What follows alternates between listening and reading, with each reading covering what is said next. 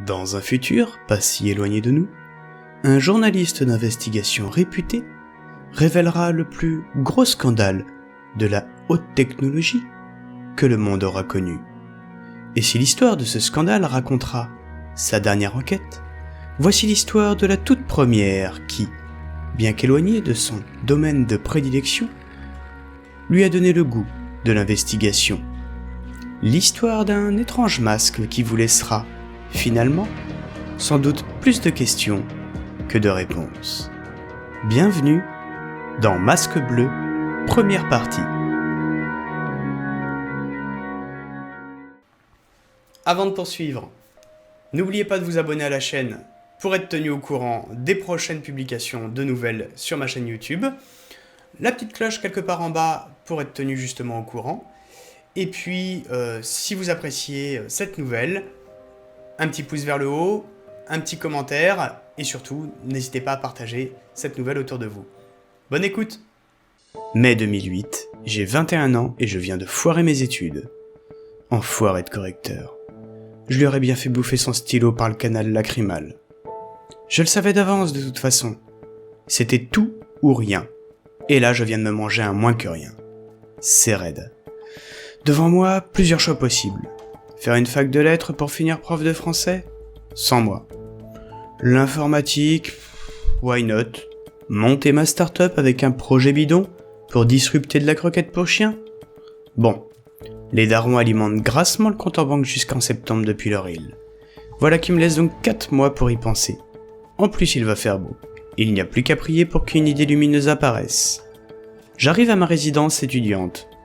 Devant, mes voisins sont réunis en un curieux regroupement, façon assemblée générale de l'UEF, l'Union des énergumènes fébriles, comme je les appelle.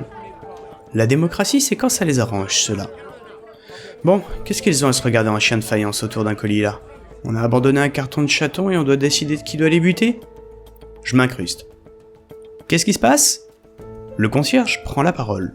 Ah bah c'est ce drôle de colis, il a été déposé ce matin sans adresse dessus. Il est en haut des boîtes aux lettres, avec simplement écrit dessus d'en prendre soin. Le colis semble si vieux qu'on le croirait volé aux archives du Louvre. De la taille d'une boîte à chaussures, un papier si usé qu'on se demande comment il ne s'est pas déchiré, et suffisamment de poussière pour s'inquiéter de la présence de maladies inconnues. Le tout ficelé d'une cordelette.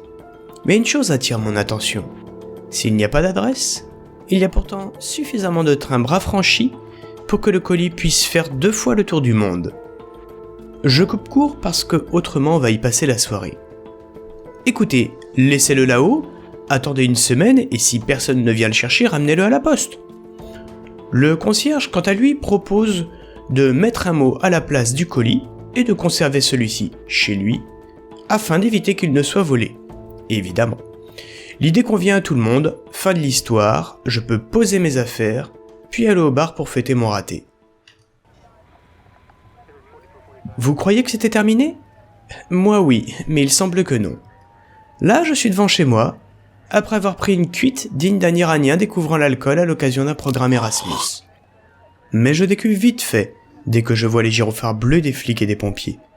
Petite frayeur au début, repensant à quelques conneries d'ado liées au piratage informatique. Mais la présence des pompiers me fait penser que ce n'est pas ça. J'espère qu'un voisin ne s'est pas jeté du toit. C'est arrivé dans la résidence d'une amie. Ils ont dû attendre 3 jours qu'une équipe de nettoyage vienne décaper l'entrée. Le genre de truc qui vous donne le bourdon. Je m'approche pour comprendre ce qui se passe et surtout pour pouvoir rentrer chez moi afin de me coucher. Des pompiers sortent le concierge sur un brancard et le chargent dans leur camion. Je m'avance vers l'un des gendarmes. « Bonsoir, je suis un habitant de cet immeuble. Vous pouvez m'expliquer ce qui se passe ? » Une résidente a retrouvé le concierge allongé par terre, avec un masque sur le visage, après l'avoir entendu crier depuis son appartement. Malheureusement, depuis son malaise, on dirait qu'il a sombré dans le coma. Ok, merci. Me demandez pas comment ? Je fais rapidement le lien entre le masque et le paquet qu'on a reçu. J'en viens à supposer que l'animal se dit que ça ne coûterait sans doute rien de l'ouvrir. Beau modèle d'exemplarité. Apparemment, c'est sa voisine du dessus qui l'a entendu crier et qui a appelé les secours. Je me faufile entre 2 armoires à glace bleu marine afin de pouvoir rentrer. En passant devant la porte grande ouverte du concierge, on peut y voir le colis, déballé sur une table en formica noir. Étant curieux concernant le contenu du colis, je jette un coup d'œil rapide. Pas de masque. La voisine bien intentionnée l'aurait ramassé au passage. Bof, pas mon problème. Allez hop, au pieu. Et merde, qu'est-ce qui lui arrive à celle-là ? Elle s'est enfin trouvé quelqu'un pour la faire grimper au plafond ? La loose, 5h du matin, une gueule de bois façon baobab. Bon, à mon avis, il est plus probable qu'elle ait un problème. Je m'habille rapidement et je déboule dans les escaliers pour aller voir comment elle va.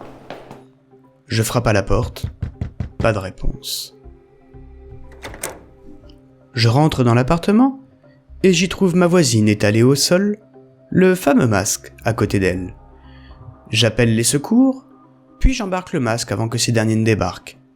Les gendarmes rappliquent et, forcément, de malaise dans la même nuit et dans le même immeuble, ça pose question.